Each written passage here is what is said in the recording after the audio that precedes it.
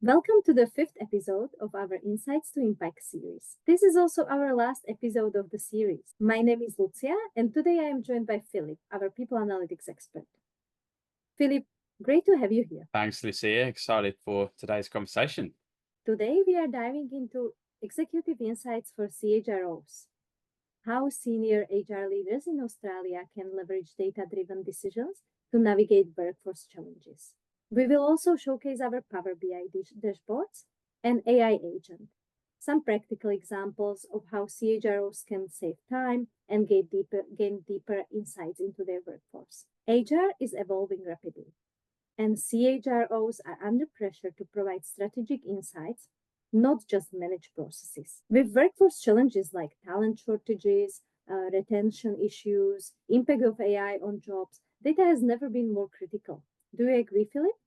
Absolutely, Lucia. And I think, look, in Australia, we're certainly seeing a strong demand for workforce analytics, especially in industries like finance, the healthcare and tech industries. And I think your chief HR officers are really needing to shift from that intuition-based decision making to more evidence-based strategies, using real-time insights to really stay ahead. And I think the other point is that we're really in the data era now. So I think sometimes it can be quite overwhelming, particularly with all the HR data that's available. It's often, I think, the term, seeing the wood through the trees. Where do you focus on? You've got all of these metrics, dashboards and data, but really, I've only probably got three things that I can ask of the business or a manager or a leader. So, what are the three things that we need to focus on, and how can we turn that insight to ultimately driving action? It's the action that really matters off the back of it. Let's take a look at how CHROs can leverage data with our Executive Insights dashboards. Philip, can you please show us some examples?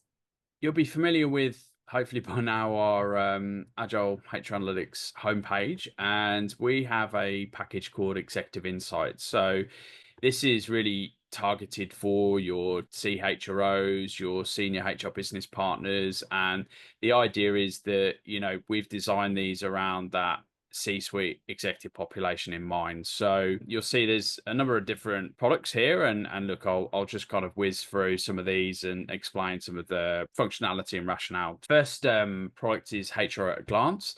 You'll see here it focuses on some of the different human capital areas. So, employees in relation to headcount over time. You can slice and dice that by your contract type, by organizational level, overlay your FTE and average tenure. And the good thing is all of these things can be changed.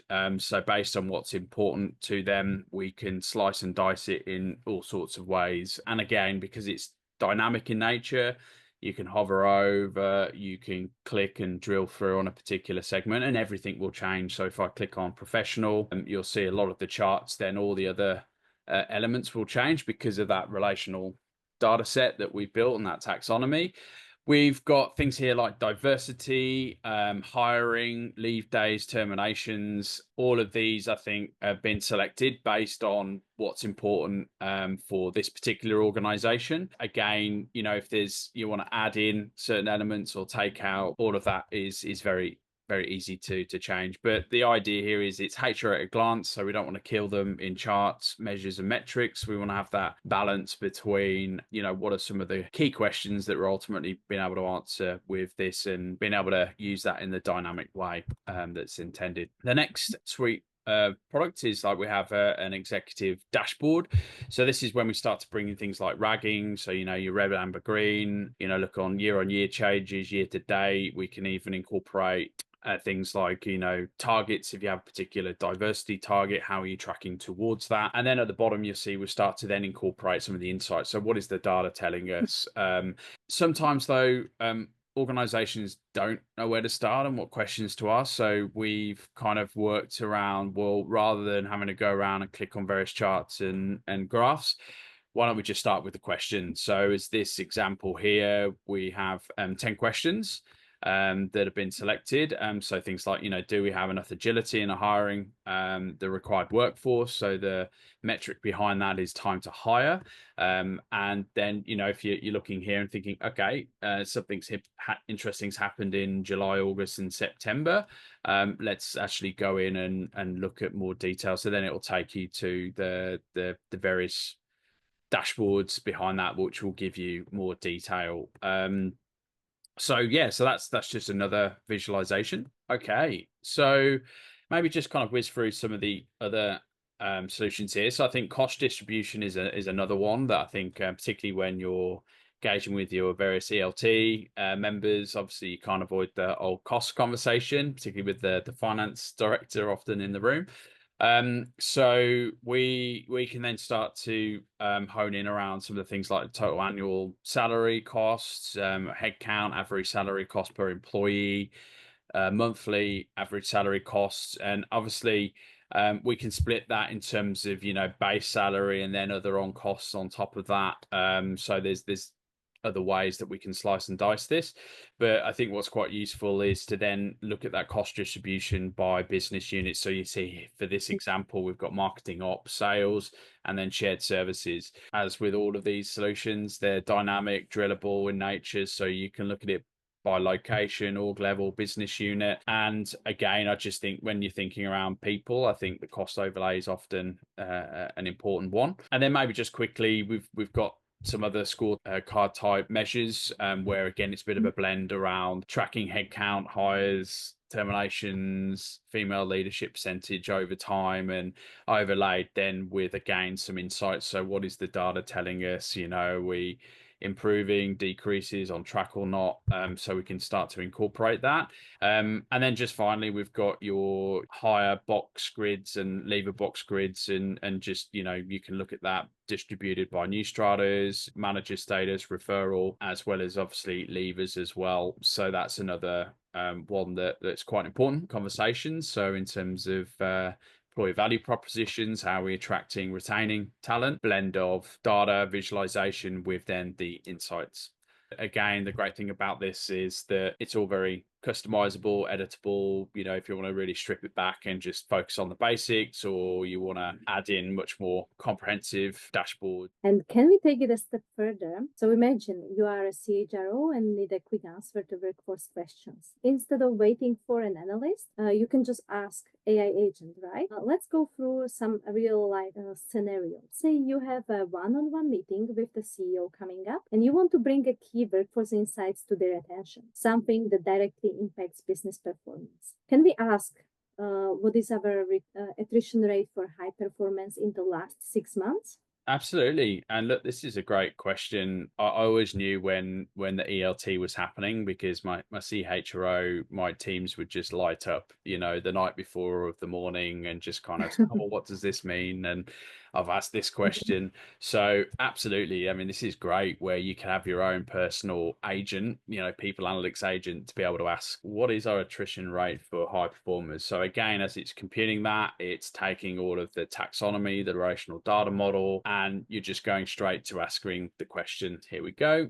So you'll see here in the past 6 months, the attrition rate among high performers was approximately 3.58%. So then it will describe what that actually means. So in this instance, it's saying, look, it's relatively low, but should still be monitored closely. And high performing employees often have more external opportunities. So even a modest turnover in this group can signal competitive pressures. And then it will give you some recommended next steps and things around that. Let's shift to another critical moment for CHROs. For example, preparing for the company's yearly performance review. So this is when leadership evaluates how different teams have performed and identify areas for the improvement. Let's maybe ask, I am CHRO, and our yearly performance review is coming up. Which teams performed well and which have room for improvement? And also include some advice or action to take. So I've just kind of inputted there, given the context, to say, look, I'm the CHRO, yearly performance reviews coming up, which teams perform well and which have room for improvement. We've got like a mini essay here. It's calling out the high performing teams. So you'll see we've got operations here. The average performance rating was 2.64, highest among all the units. It then talks about attrition rate is pretty low.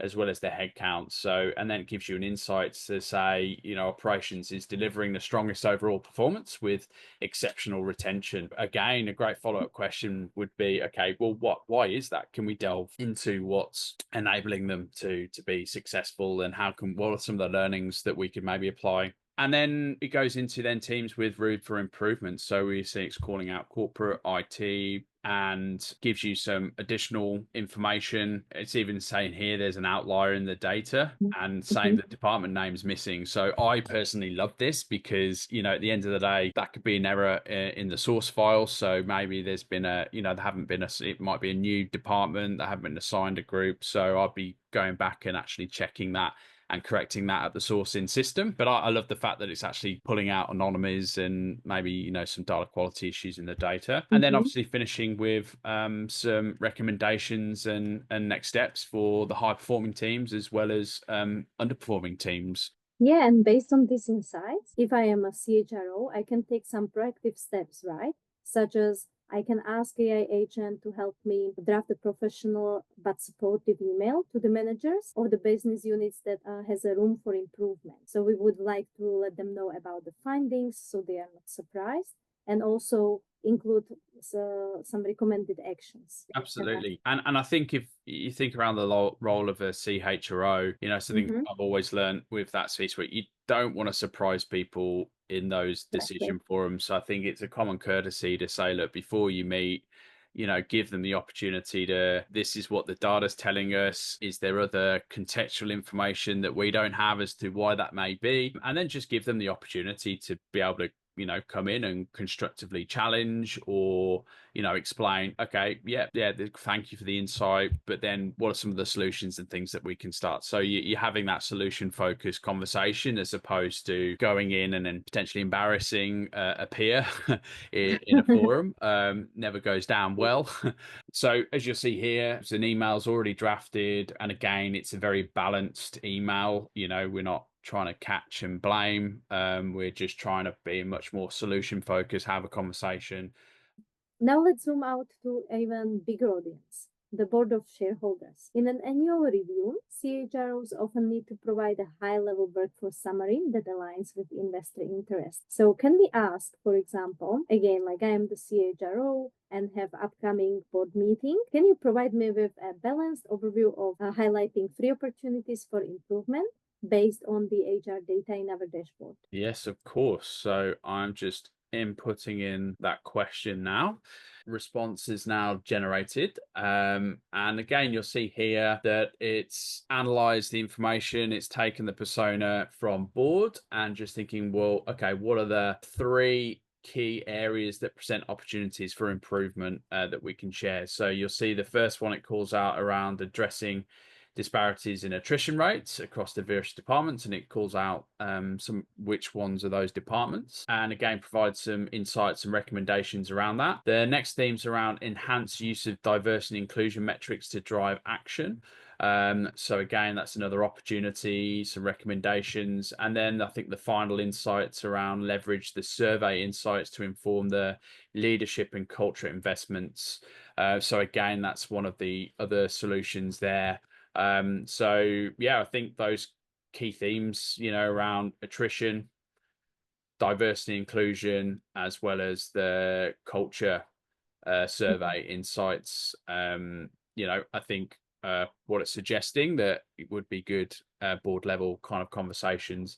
What we're trying to get across here is that the AI agent is really acting like a virtual people analytics expert to be able to deliver fast insights. So your CHROs can really focus on having those strategic conversations and not just doing all the number crunching and having to pull all of these siloed data sets and charts and things, and then really helping them see the wood through the trees, as they say. And this is just a glimpse into how CHROs can leverage data and AI to drive smarter workforce decisions. If you would like to see a full demo or discuss how this could work for your organization, feel free to reach out to us. You can find more information on our website, agile-hr-analytics.com. Philip, it's been a pleasure having you on the podcast. Thank you. Thanks, Lucia. And hope everyone enjoyed it. It's been fun.